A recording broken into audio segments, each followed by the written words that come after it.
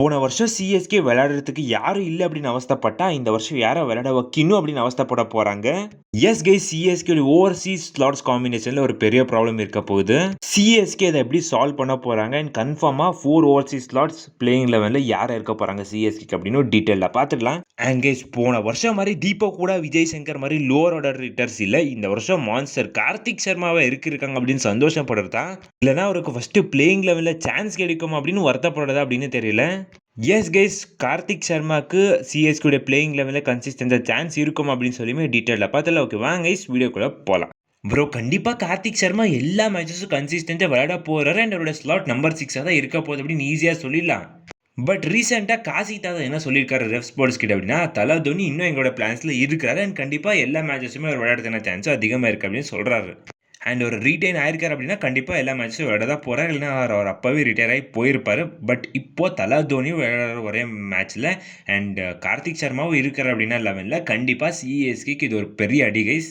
One bowler CSK ஷார்ட்டாக விளையாடி ஆகணும். அப்போ டெஃபினட்டாக நம்மளோட பேட்டிங் மேலே ஓவர் டிபெண்டன்சியாக மாறும். நம்ம ஸ்கோர் ஒரு பெரிய ஸ்கோர் அடிக்கணும். இன்கேஸ் நம்ம பேட்டிங் ஒரு கொலாப்ஸ் ஆச்சு அப்படின்னா நம்ம போலிங் வச்சு கூட சமாளிக்க முடியாது.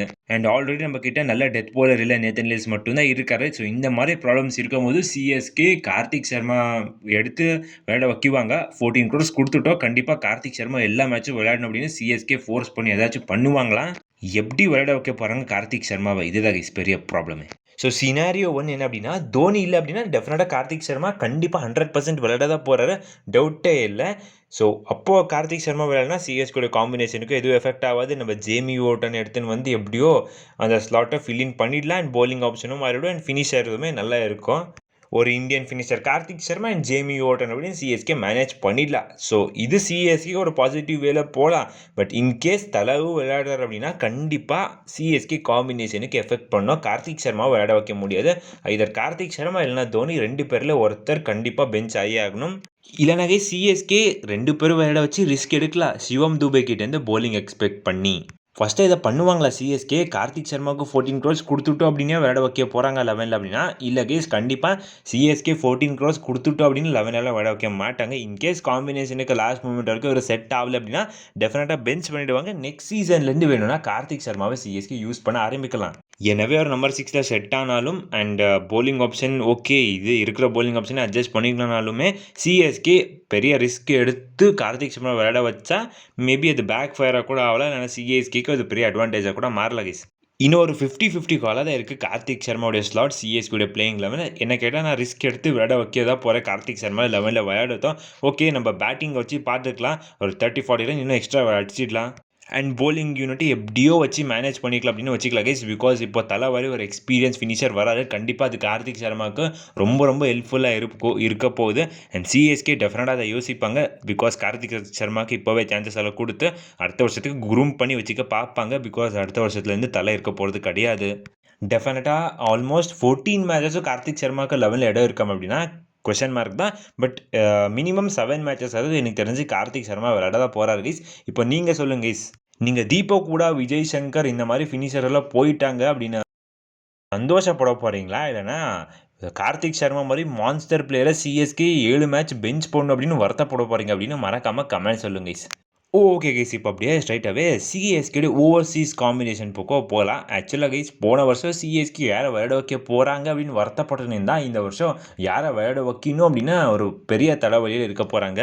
பார்க்குற பிளேயர்ஸ் எல்லாம் மான்ஸ்டராக தெரியுறாங்க, எல்லாரும் விளையாடுறாங்க நல்லா. இவர் சிஎஸ்கே லெவலில் விளையாட நல்லா இருக்கும், இவர் விளையாட நல்லா இருக்கு அப்படின்னு தோணும். பட் இருக்கிறது 4 ஸ்லாட். ஸோ 4 ஃபாரின் காம்பினேஷன் எப்படி இருக்க போகுது அப்படின்னு 1 by 1 இப்போ பார்க்கலாம் கைஸ். ஃபஸ்ட்டாக சிஎஸ்கேக்கு ஆல்ரெடி 3 ஓவர்சீஸ் ஸ்லாட் டன் மாதிரி தான் தெரியுது. இவங்க இந்த 3 ஓவர்சீஸ் ஸ்லாட் கண்டிப்பாக விளையாட போகிறாங்க அப்படின்னு. இன்னும் மிச்சம் இருக்குது அந்த ஒரே ஓவர்சீஸ் ஸ்லாட். அந்த ஒரு ஓவர்சீஸ் ஸ்லாட்டுக்காக நம்ம டீம்லேயே இருக்க எக்கச்சக்க காம்படிஷன்.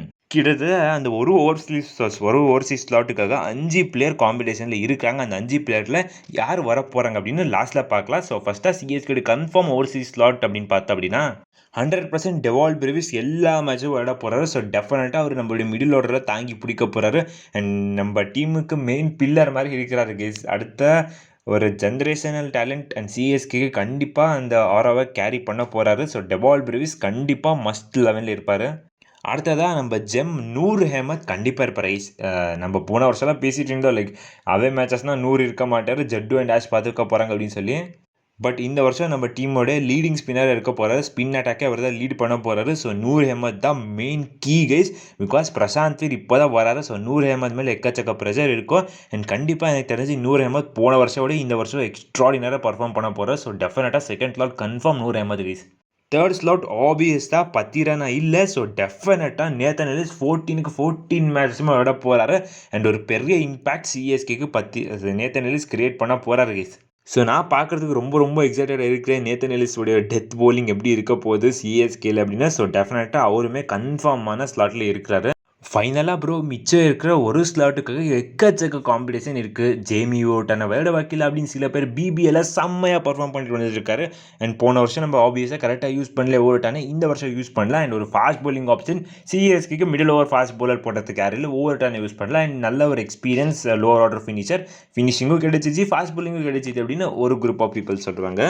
இன்னொரு சில பேர் ஆஸ்திரேலியன் மான்ஸ்டர் மேட்ச் ஷாட் எடுத்துருவாங்கப்பா, ஸ்பின்னும் ப்ரொவைட் பண்ணால் நம்ம ஸ்பின் அட்டாக் கொஞ்சம் வீக்காக தெரியுது, அப்படியே பேட்டிங்கும் விளையாடி கொடுப்பாரு, மான்ஸ்டர் சிக்ஸஸ் அடிப்பார், ஃபினிஷிங்குமே பண்ணி கொடுப்பாரு அப்படின்னு சொல்கிறாங்க. இது ரொம்ப வெல்டாக தெரியுது. அப்படியே சில பேர் அக்கேல் ஹுசேன் எடுத்துடுவாங்க. சிஎஸ்கேட ஸ்பின் அட்டாக்கும் ரொம்ப வீக்காக இருக்குது.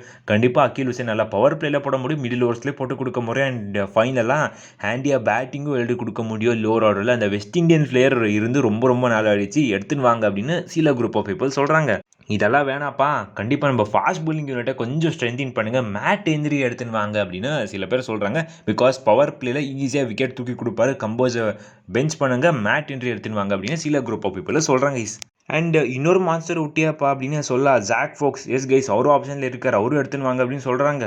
ஸோ இந்த எல்லா பிளேயருமே யார் காம்பினேஷனுக்கு ஈஸியாக செட் ஆவாங்க அப்படின்னு என்ன கேட்டால் நான் கண்டிப்பாக ஜேமி ஓட்டனை செலக்ட் பண்ணுவேன் கைஸ். கண்டிப்பாக ரொம்ப எக்ஸ்ட்ராடினரி டேலண்ட். பிபிஎல் இப்போ ரீசெண்டாக செம்மையாக பர்ஃபார்ம் பண்ணார். வித் த பேட்டாக இருக்கணும், with the ball, with the ஃபீல்டிங்குமே நல்லா பண்ணி கொடுத்தாரு. போன வருஷமே கிடைச்ச சான்ஸில் எப்படி அந்த ஃபினிஷிங்கே க்ளோஸாக எடுத்துன்னு போய் மேட்சை ஜெயிச்சு கொடுப்பார் அப்படின்னு தெரியும். நம்ம டீமில் ஆப்வியஸாக கைஸ் மேட்சை க்ளோஸாக எடுத்துன்னு போய் வின் பண்ணுற மாதிரி பிளேயர்ஸ் இப்போ கம்மியாக இருக்கிறாங்க. கண்டிப்பாக ஓவர்டன் அதை பண்ணி கொடுப்பாரு. கொஞ்சம் நல்ல எக்ஸ்பீரியன்ஸ் இருக்குது இன்டர்நேஷ்னல் எல்லாம். டெஃபினட்டாக அந்த எக்ஸ்பீரியன்ஸ் கண்டிப்பாக சிஎஸ்கேக்கு ஹெல்ப் பண்ணும். ஓவர்டன் கண்டிப்பாக 100% பெஸ்ட் செட்டாக இருப்பார். இல்லை அப்படின்னா மேட்ச் ஷாட்டும் சிஎஸ்கே ட்ரை பண்ணலாம். பட் இந்த ஸ்லாட்டை டெஃபினட்டாக சிஎஸ்கே எக்ஸ்பீரியன்ஸ் பிளேயரை நோக்கி தான் போகணும். பிகாஸ் நம்ம லோவர் ஆர்டரில் எக்ஸ்பீரியன்ஸே கிடையாது. இதர் மேட்ச் ஷாட் இல்லைனா ஜேமி ஓட்டன் எனக்கு தெரிஞ்சு ஒரு பெஸ்ட் ஆப்ஷனாக இருப்பாருங்க. பட் என்னோடய ப்ரையாரிட்டி ஸ்ட்ரைட்டாகவே ஜேமி ஓட்டனுக்கு தான் இருக்க போகிற கைஸ். நான் கண்டிப்பாக ரொம்ப எக்ஸைட்டட் இருக்கிறேன் கைஸ். ஓவர்டன் எப்படி பர்ஃபார்ம் பண்ண போகிறாரு சிஎஸ்கேக்கு அப்படின்னு. இப்போ நீங்கள் சொல்லுங்கள், சிஎஸ்கேட 4 ஓவர்சீஸ் காம்பினேஷன் யார் இருக்க போகிறாங்க அப்படின்னு மறக்காமல் கமெண்ட்ஸில் மென்ஷன் பண்ணிட்டு போங்க கைஸ். ஓகே கைஸ், இவ்வளோ கைஸ் இந்த வீடியோ நம்ம அடுத்த வீடியோ சந்திக்கலாம். Bye guys.